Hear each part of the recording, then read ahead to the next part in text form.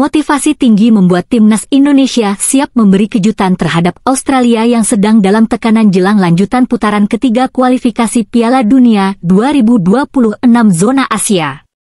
Tekanan bagi Australia tak lain adalah badai cedera yang tengah dihadapi. Tercatat ada 8 pemain kunci yang mengalami cedera.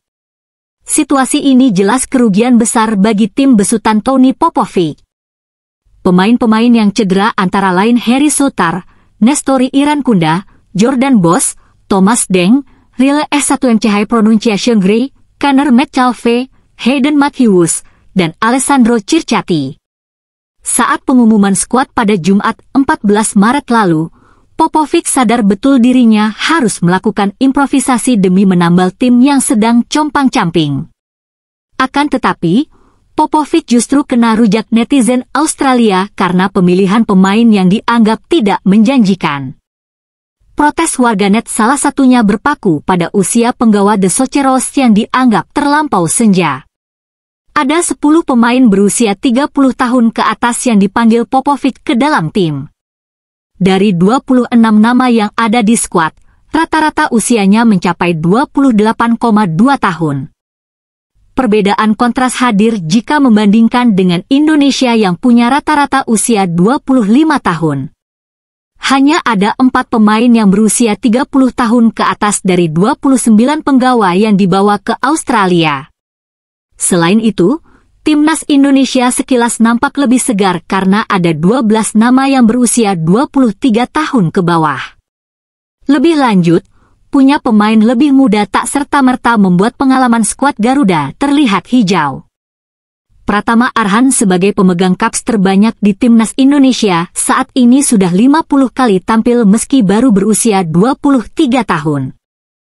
Kemudian Rizky Ridho sudah menggoreskan 42 kali pertandingan di usia 23 tahun, lalu Marcelino Ferdinand membukukan 32 caps di usia 20 tahun. Rafael Struijk sudah 22 kali bertanding di usia 22 tahun. Sedangkan Australia, pemain yang sudah melampaui lebih dari 50 penampilan seperti Aziz Behich, Jackson Irvine, dan Matthew Leckie seluruhnya sudah berkepala 3. Dari aspek ini, wajar jika kubu tuan rumah menerima nyinyiran karena faktor usia. Tekanan lain yang dihadapi tentu saja ihwal rapor pertandingan. Meski perkasa di putaran kedua kualifikasi, Australia ternyata inkonsisten di putaran ketiga. Dari 6 laga yang dijalani, hanya 1 kemenangan yang bisa dipetik.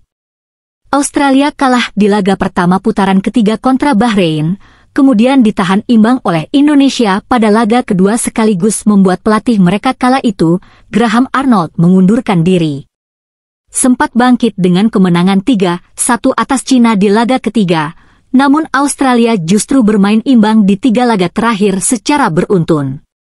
Ini membuat tim negeri Kanguru mengemas 7 poin. Melihat rapor, Indonesia sebenarnya tak lebih baik dari Australia. Sebab tim Merah Putih menelan 2 kekalahan, 3 imbang, dan 1 kali menang sehingga memperoleh 6 angka. Namun kemenangan 2-0 atas Arab Saudi seakan jadi bom bahwa Indonesia punya modal besar untuk bersaing. Kondisi skuad yang lebih komplit dan minim cedera membuat kejutan dari tim tamu bisa saja terjadi dalam pertandingan ini. Terima kasih sudah nonton, update terus berita-berita terbaru di Buat Makan TV, sampai jumpa.